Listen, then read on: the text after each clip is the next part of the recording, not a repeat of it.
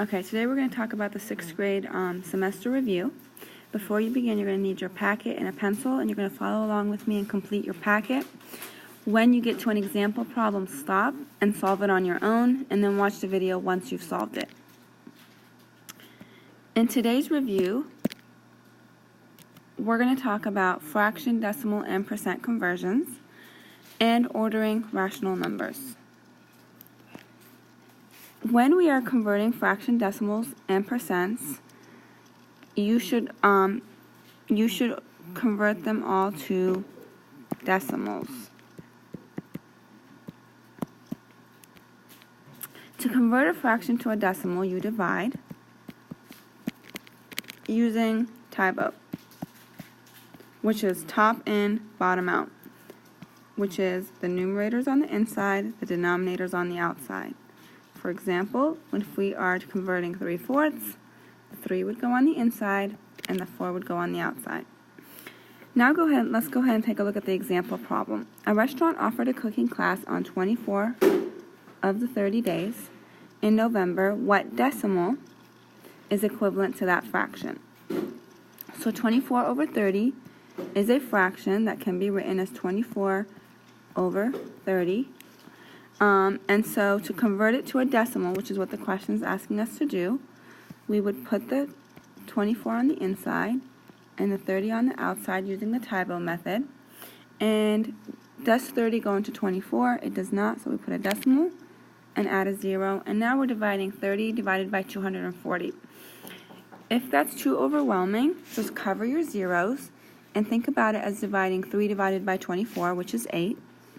And 8 times 3 is 24, so therefore 80 times 30 is 240, and so that gives us a 0, 0, and we are left with 8/10 as our decimal, our final answer.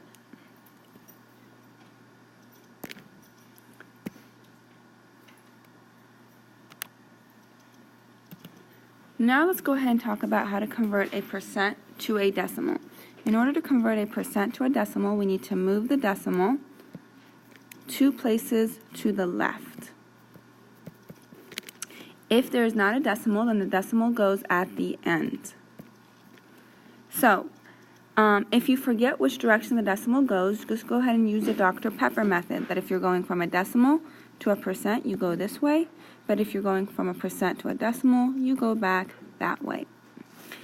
Now go ahead and solve the example problem on your own, and then resume this video once you've solved it. In this example problem, a waiter earned 22% of the tip. What decimal is equivalent to 22%? Well, again, since this is a percent, and we're trying to convert it to a decimal, we know that we have to move the decimal 2 places to the left. We don't see a decimal. We're going to move the percent sign, and the decimal goes right here. And we're going to go 1, 2 places to the left, and that gives us 22 hundredths as our answer.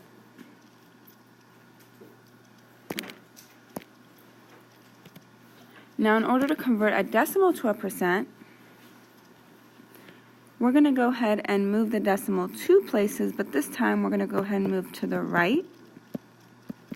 And we're going to add the percent symbol. Again, if you forget which direction the decimal goes, just go ahead and use the Dr. Pepper method. Now let's go ahead and solve the example problem on your own, and then resume this when you're ready.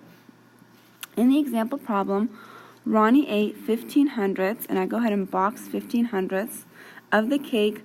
What percent is equivalent? I underlined that the question's asking me for a percent. And so since I'm given a decimal and I'm being asked to convert it to a percent, I know that I need to move the decimal 2 places to the right and add the percent sign, so that gives me 15%.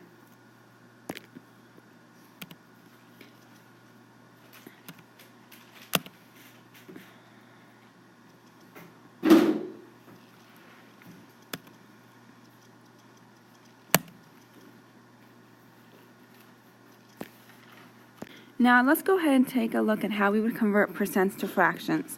Before we do that, we need to remember that the word percent means per 100. So, and remember that the fraction line means division. So the fraction line is another way to express division, and some key words for division are what? Each, per, share, split are some keywords for division. You can also find those words under your math terms in the first page of your booklet. Then we go ahead and remove the percent sign, place the number over 100, and by number I mean numerator. We're going to place the numerator, and we're going to reduce. So go ahead and solve this problem on your own, and then resume when you're ready. In this question, so the word percent means per 100, and the fraction line means division. And to look at some key words that go with division, go ahead and take a look at the first page of your math terms, and go ahead and add 4 more terms that all mean division from your math terms page. I want you to go ahead and add 4 more terms from your math terms page that all represent division. Now, we're going to remove the percent sign, place the number over 100, and then reduce. Go ahead and solve the example problem on your own, and then resume when you're ready. In this question, a company spent 32%, I'm going to go ahead and circle the number 32%, of its annual budget developing a new machine. What fraction, I'm going to underline that it's asking me for a fraction, of the company's budget was spent on developing? So we have a percent, and we're being asked to convert it to a fraction. So step 1, we remove the percent sign. Step 2, we're going to place this number over 100, because percent means per 100. And then step 3, we're going to reduce. And now we remember that one way we can reduce is using the ladder method, so we're going to place both of our numbers on the ladder. And since 32 ends in 2, we know that it's divided by 2, and we know that 100 is also divisible by 2, so let's start by dividing by 2. 32 divided by 2 is 16, 100 divided by 2 is 50, 16 divided by 2 is 8, 100 divided by 2 is 25, and 8 and 25 can't be divided any further because 25 ends in 5, so it can only be divided by 5, and 8 is not divisible by 5, so 8 over 25 is our reduced or simplest form in this situation.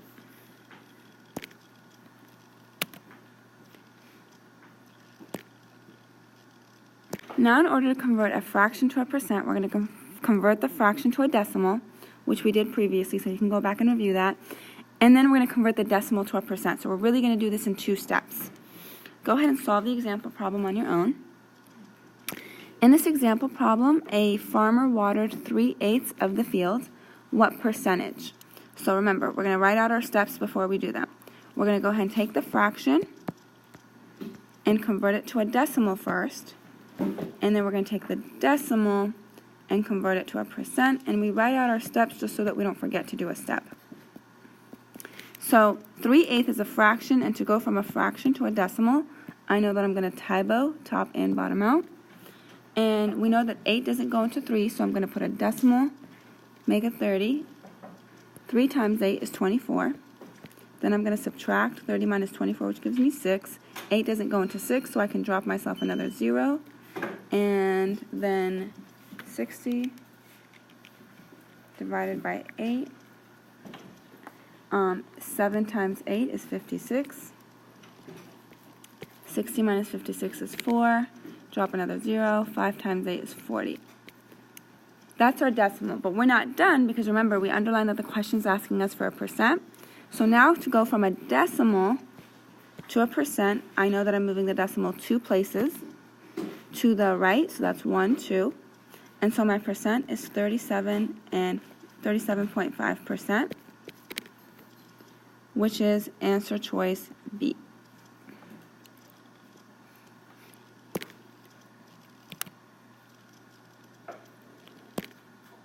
Now we're going to go ahead and use our converting abilities that we just learned to be able to order rational numbers. So anytime a fraction, decimal, and anytime you have a fraction, decimal, and percents, you should convert them all to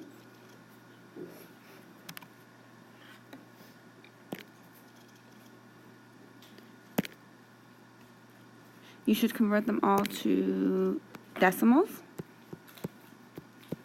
And the best strategy to use when ordering numbers is to convert them.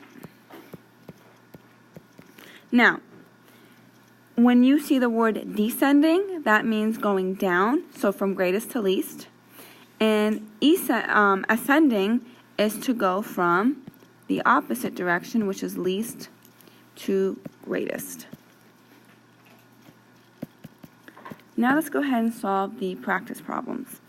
Which list shows the temperatures in order from coldest to warmest? Okay, so you have to remember that when the weather is cold outside, that means the temperature is really low. So coldest just means that we're being asked to go from least. And when the weather is really warm outside, then the temperature is really high. So this question is really asking us to go from least to greatest. So remember, when you're dealing with negative numbers, the further to the left that a number is, the smaller it is. And the further to the right a number is, the bigger that it is. So if I go this direction on the number line, it's going bigger. The number is getting bigger. And if I go this direction on the number line, the number is getting smaller. So, therefore, when you are ordering numbers, it's best to try to place them on the number line.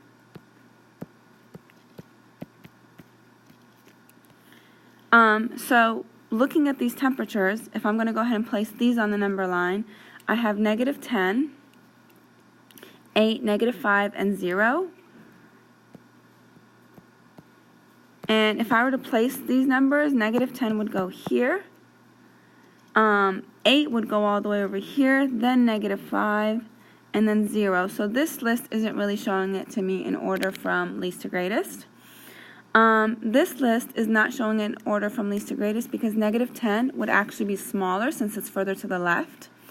And in this list, this number is incorrect because this number would be further right. In this list, I have -10, -5, 0, and 8 degrees Fahrenheit. That list is correct. This number is in order, but it's not from least to greatest. This list is in order from greatest to least. So therefore, our correct answer is answer choice C.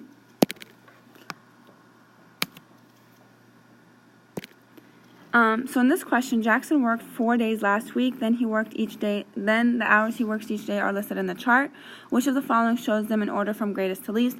Given now that we have different forms, that we see we have a decimal, and then 2 fractions, before we can start, we do have to convert our fractions to decimals.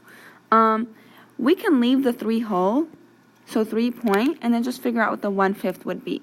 And since 1/5 is a fraction, we're going to use the Tybo method to convert it to a decimal. 1/5 is also one of those fractions that we should know off the top of our heads. But if we don't, we're going to go ahead and go through the conversion together. The 1 goes on the inside and the 5 goes on the outside. The 5 doesn't go into 1, so we're going to put a 0. We're going to put a decimal and a 0. 2 times 5 is 10. So this is the same thing as 2/10. So 3 1/5 is 3 2/10.